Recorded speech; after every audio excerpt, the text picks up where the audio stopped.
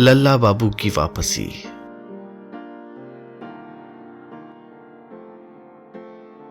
रायचरण जब पहले पहल नौकरी पर बहाल हुआ तब उसकी उम्र कुल 12 साल की थी। जसोर जिले में उसका घर था। लंबे लंबे बाल, बड़ी बड़ी आंखें और काली चिकनी छरहरी देह थी उसकी। वो जाति का कायस्थ था और उसके मालिक भी कायस्थ थे। मालिक के घर साल भर का एक बच्चा था। उसे खिलाना, संभालना और घुमाना फिराना, यही उसकी नौकरी थी। धीरे धीरे उस बच्चे ने रायचरण की गोद छोड़कर कॉलेज में और फिर कॉलेज छोड़कर मुंसिफी में कदम रखा। रायचरण अब भी उनके यहां नौकर था। अब उसका एक मालिक और बढ़ गया है। घर में बहूजी आ गई है। इसलिए अनुकूल बाबू पर रायचरण का पहले जितना अधिकार था, उसका अधिकांश नवीन गृहिणी के हाथ लग गया है। किंतु मालकिन ने जैसे ही रायचरण का पहले का हक कुछ घटा दिया, वैसे ही एक नया हक देकर उसकी कुछ पूर्ति भी कर दी। थोड़े ही दिन हुए अनुकूल के एक लड़का पैदा हुआ है और रायचरण ने उसे सिर्फ अपनी कोशिश और मेहनत से जरूरत से ज्यादा अपना लिया है। बच्चे को वो ऐसे उत्साह के साथ झूला झुलाता है, ऐसी चतुराई से उसके दोनों हाथ पकड़कर ऊपर को उछालता है, जवाब की कोई आशा न रखकर उससे ऐसे ऐसे बेमतलब के सवाल पूछता रहता है और उसके मुंह के पास अपना सिर ले जाकर ऐसे हिलाया करता है कि वो नन्हा सा अनुकूलव रायचरण को देखते ही मारे खुशी के फूल कर कुप्पा हो जाता है। वो नन्हा सा बच्चा जब पेट और घुटनों के बल चलकर चौखट पार होता और कोई उसे पकड़ने आता तो खिलखिलाकर हंसता हुआ जल्दी से निरापद स्थान में दुबकने की कोशिश करता। तब रायचरण उसकी असाधारण चतुरता और विचार बुद्धि देखकर आश्चर्य में पड़ जाता। उसकी मां के पास जाकर वो बड़े गर्व और आश्चर्य के साथ कहता, बहू जी, तुम्हारा ये लड़का बड़ा होने पर जज होगा, 5,000 रुपया पाया करेगा। संसार में और भी कोई मानव संतान इस उम्र में चौखट पार करना जैसी चतुराई का परिचय दे सकती है, ये बात रायचरण के कयास के बाहर थी। उसका ख्याल था कि सिर्फ भावी जजों के लिए ही ऐसी बातें संभव हैं, औरों के लिए नहीं। आखिर बच्चे ने जब डगमगाते हुए चलना शुरू किया तो वो भी बड़े आश्चर्य की बात हो गई। जब वो माँ को अम्मा और बुआ को उआ और रायचरण को चन्ना कहकर पुकारने लगा तो रायचरण इस आश्चर्यजनक संवाद को बड़े उत्साह से चारों तरफ घोषित करने लगा।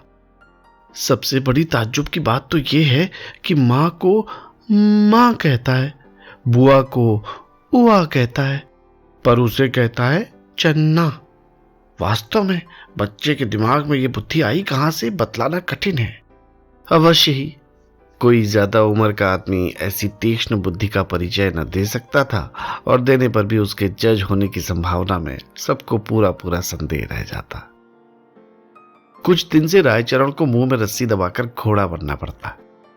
पहलवान बनकर बच्चे के साथ कुश्ती भी लड़नी पड़ती है और उसमें अगर वो हार कर जमीन पर नहीं गिर पड़ता तो बेचारे की शामत आ जाती है। इसी समय अनुकूल बाबू का पद्मा नदी के किनारे किसी जिले में तबादला हो गया। वहां जाते वक्त वो अपने बच्चे के लिए कलकत्ते से एक छोटी सी ठेला गाड़ी ले गए थे। रायचरण सुबह शाम दोनों वक्त नवकुमार को साटन का कुर्ता और सिर पर जरीदार टोपी, हाथ में सोने के कड़े और पैरों में लच्छे पहनाकर उस गाड़ी में बिठाकर हवा खिलाने ले जाता। वर्षा ऋतु आई। भूखी पद्मा नदी खेत, बाग, बगीचे, गांव सबको एक एक ग्रास में निकलने लगी। चर की रेती पर के पेड़ पौधे सब पानी में डूब गए। नदी के किनारों के धसकने की डरावनी आवाज और पानी के गर्जन से दसों दिशाएं मुखरित हो उठी। तेजी से दौड़ती हुई फेन राशि ने नदी की तीव्र गति को और भी भयानक कर दिया।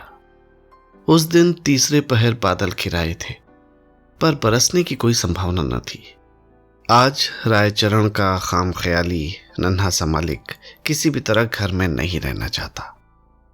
वो गाड़ी पर सवार होकर हवाखोरी को जाने के लिए अड़ गया। रायचरण धीरे धीरे गाड़ी को ठेलता हुआ खेतों के पास नदी के किनारे जा पहुंचा। नदी में एक भी नाव न थी और खेत में भी कोई आदमी न था। बादलों की सेंधों में से दिखाई दिया कि उस पार सुनसान बालुकामय नदी किनारे नीरव समारोह के साथ सूर्यास्त की तैयारी हो रही है। उस निस्तब्धता में बालक सहसा एक पेड़ की तरफ उंगली उठाकर बोल उठा, चन्ना फू। पास ही दलदली जमीन पर एक कदम का पेड़ था, जिसकी ऊंची शाखा पर कुछ फूल खिले हुए थे। उन्हीं पर बालक की लुब्ध दृष्टि आकृष्ट हुई थी। 3-4 दिन हुए रायचरण ने सीकों में कूद कूद कर उसके कदम के फूलों की गाड़ी बना दी थी। उसमें रस्सी बांधकर खींचने में बालक को ऐसा आनंद आया कि उस रोज रायचरण को मुंह में लगाम नहीं लगानी पड़ी। घोड़े से वो एकाएक सईस के पद पर चढ़ा दिया गया। दलदल में से जाकर फूल लाने की रायचरण की इच्छा न हुई। उसने चट से दूसरी ओर उंगली दिखाकर कहा, देखो देखो, वो देखो चिड़ैया, देखो तो उड़ गई। आहा, आइयो रे चिड़ैया, लल्ला बाबू को लड्डू दे जाइयो। इस प्रकार लगातार विचित्र बातें कर करके बच्चे को बहलाता हुआ वो जोर से गाड़ी चलाने लगा। पर जो लड़का बड़ा होकर जज होगा, उसे इस तरह फुसलाने की कोशिश करना व्यर्थ है, खासकर उस समय जबकि चारों तरफ दृष्टि आकर्षित करने वाली और कोई चीज न हो। लिहाजा रायचरण का काल्पनिक चिड़ैया का बहाना ज्यादा देर न टिक सका। तब फिर रायचरण ने कहा,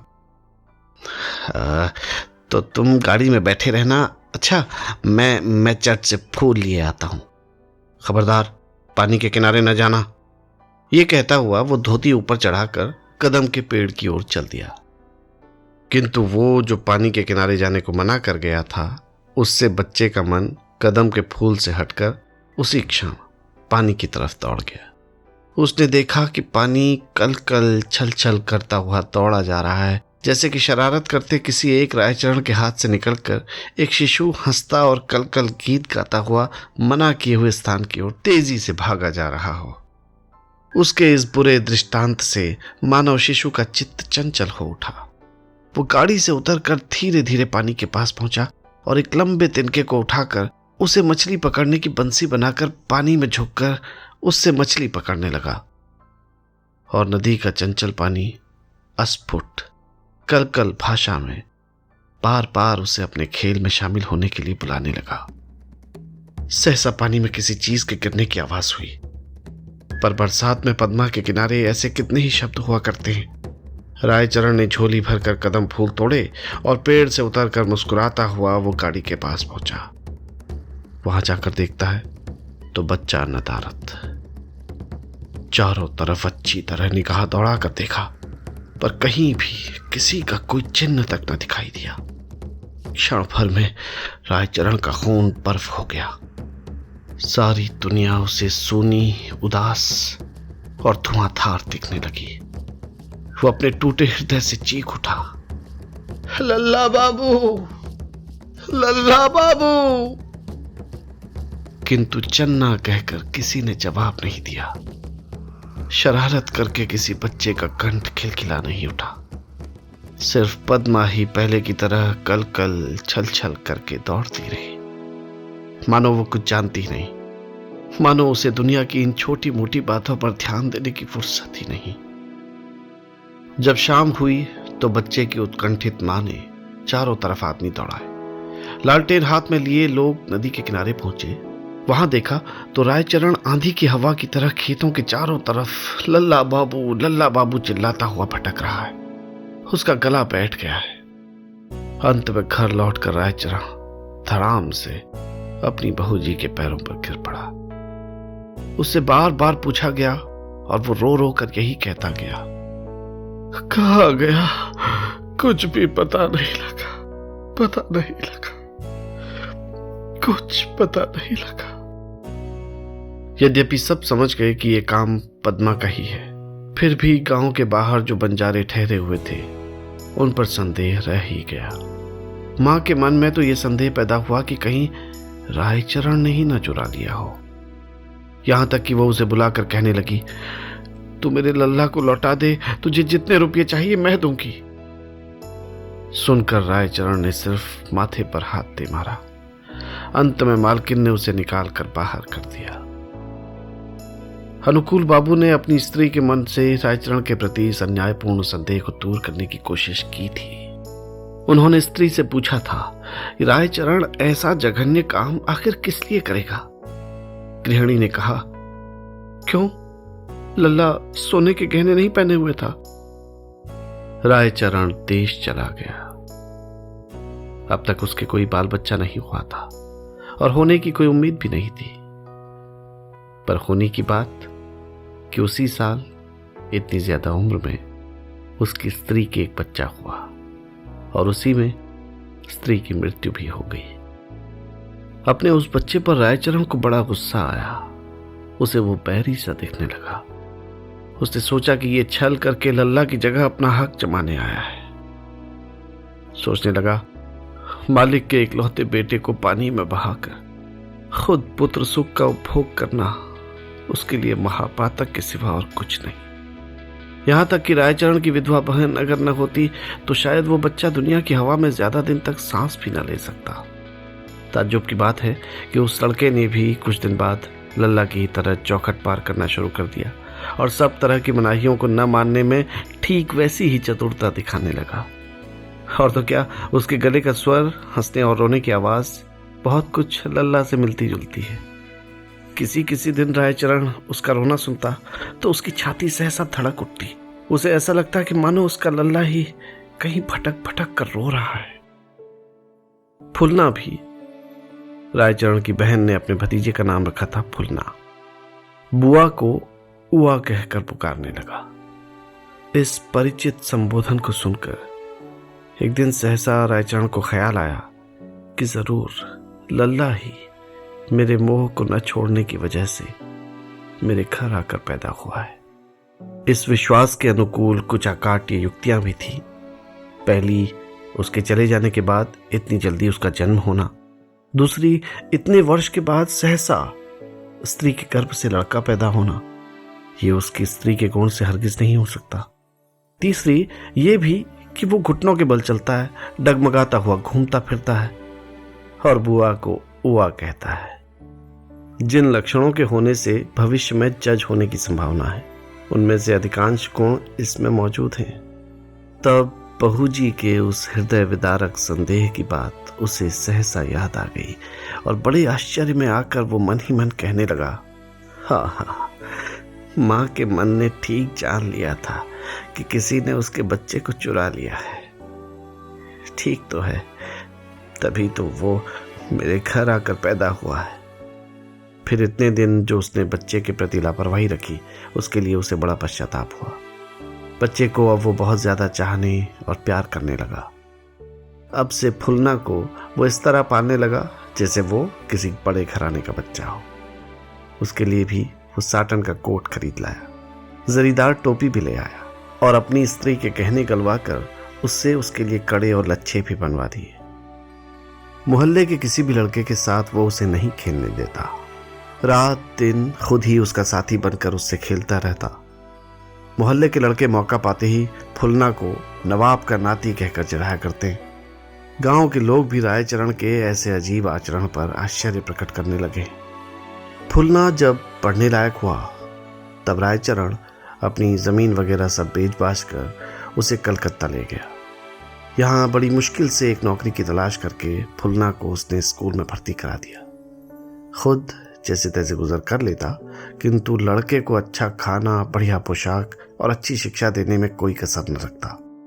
मन ही मन कहता, लल्ला बाबू, तुम मेरे मोह से मेरे घर आए हो, इसलिए तुम्हारा मैं निरादर नहीं कर सकता। इसी तरह 12 साल बीत गए। लड़का पढ़ने लिखने में तेज और देखने में भी अच्छा खासा हष्ट-पुष्ट और सांवले रंग का है। केश वेश की सजावट की तरफ पूरा ध्यान रखता है। मिजाज में कुछ आराम तलबी और कुछ शौकीनी है। बाप को ठीक बाप जैसा नहीं समझता। कारण, रायचरण स्नेह करने में बाप और सेवा करने में नौकर जैसा बर्ताव करता है। इसके सिवा उसकी एक त्रुटि ये भी है कि वो फुलना का बाप है। ये बात उसने सबसे छिपा रखी थी। जिस छात्रावास में फुलना रहता है, वहां के और सब लड़के गंवार रायचरण की हंसी उड़ाया करते हैं और कभी कभी पिता की गैर हाजिरी में फुलना भी उसमें शामिल हो जाया करता है। फिर भी वत्सल स्वभाव वाले भोले भाले रायचरण को सभी लड़के बहुत प्यार करते हैं। फुलना भी प्यार करता है। परंतु उसमें पितृ स्नेह की जगह अनुग्रह ही ज्यादा रहता है। रायचरण अब बूढ़ा हो चला। उसका मालिक अब हर वक्त उसके कामकाज में दोष पकड़ता रहता है। वास्तव में उसका शरीर भी शिथिल हो चला है। काम में वो उतना ध्यान नहीं रख सकता, बार बार भूल जाता है। पर जो पूरी तनख्वाह देता है वो बुढ़ापे का उज्र नहीं सुन सकता। इधर वो जो खेत बेचकर रुपये लाया था वो भी सब खत्म हो चले।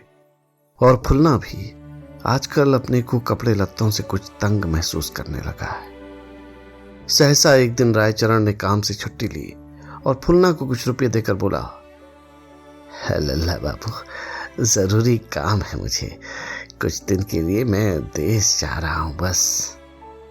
बस इतना कहकर वो 12/7 चल दिया। अनुकूल बाबू उस समय 12/7 में मुंसिफ थे। अनुकूल बाबू के और कोई बाल बच्चा नहीं हुआ। उनकी स्त्री अब भी उस बच्चे के शोक में आंसू बहाया करती है। एक दिन शाम के वक्त अनुकूल बाबू कचहरी से लौटकर आराम कर रहे थे और उनकी स्त्री किसी साधु महात्मा से संतान की कामना से काफी कीमत देकर कोई जड़ी और आशीर्वाद खरीद रही थी। इतने में आंगन से आवाज आई, जय हो बहू जी की। बाबू साहब बोले, कौन है? रायचरण ने आकर नमस्कार किया। बोला, मैं हूं रायचरण। बूढ़े को देखकर अनुकूल का हृदय पसीज गया। उसकी मौजूदा हालत के बारे में उसने सैकड़ों सवाल पूछ डाले और फिर उन्होंने रायचरण को फिर से काम पर बहाल करने की इच्छा प्रकट की। रायचरण ने सूखी हंसी हंसकर कहा, मैं तो सिर्फ बहू जी की आशीष लेने आया हूं। अनुकूल बाबू उसे अपने साथ भीतर ले गए, परंतु उसकी बहूजी ने प्रसन्नता से उसका आदर नहीं किया।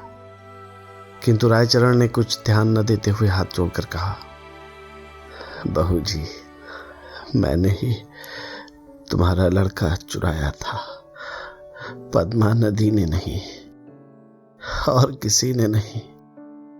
उसका चुराने वाला मैं ही हूं।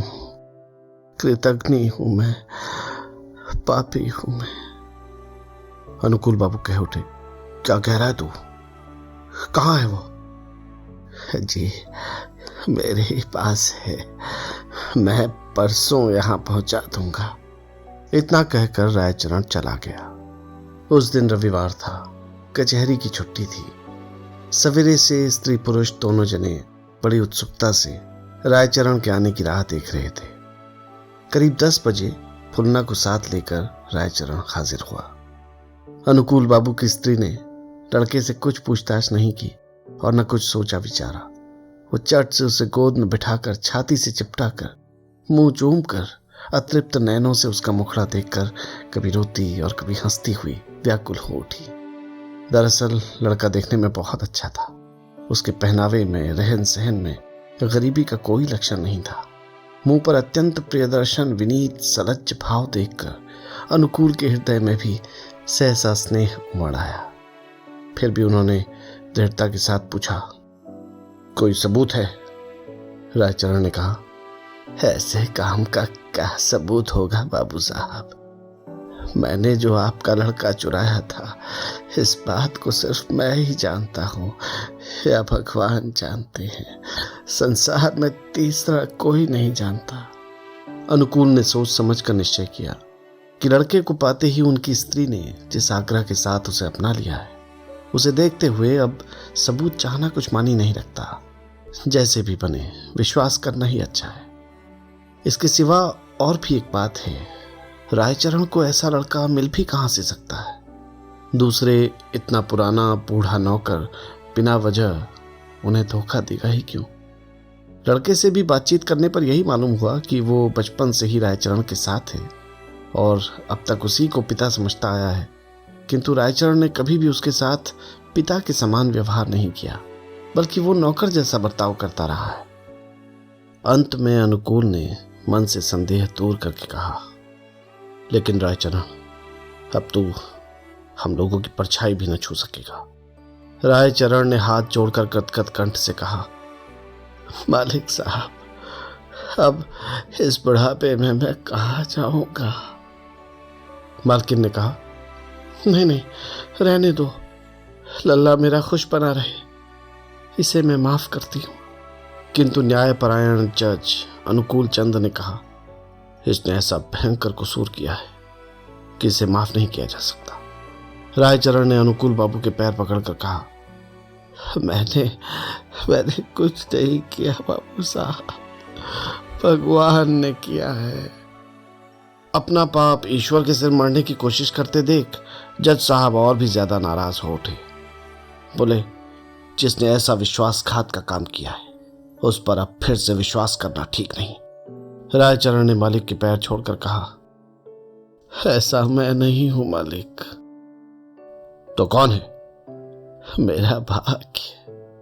किंतु इस तरह की कैफियत से किसी उच्च शिक्षित और खासकर न्यायकर्ता दंडदाता जज को भला कैसे संतोष हो सकता है? रायचरण ने कहा, संसार में मेरा और कोई भी नहीं है मालिक। फुलना ने जब देखा कि वो मुंसिफ का लड़का है, रायचरण ने अब तक उसे चुरा रखा था और अपना लड़का बताकर वो उसका अपमान करता रहा है, तब उसे भी मन ही मन कुछ गुस्सा आया। किंतु फिर भी उसने उदारता के साथ पिता से कहा, पिताजी, इसे माफ कर दो। घर में अगर नहीं रखना चाहते तो इसके लिए कुछ माहवारी बात दो। इसके बाद रायचरण ने मुंह से कुछ भी न कहकर एक बार अपने इकलौते बेटे का मुंह अच्छी तरह देखा, सबको प्रणाम किया और फिर दरवाजे से बाहर निकलकर संसार के असंख्य आदमियों में जाकर मिल गया। महीने के अंत में अनुकूल बाबू ने जब उसके देश के पते से कुछ रुपये भेजे तो मनी ऑर्डर वापस आ गया। वहां कोई था ही नहीं।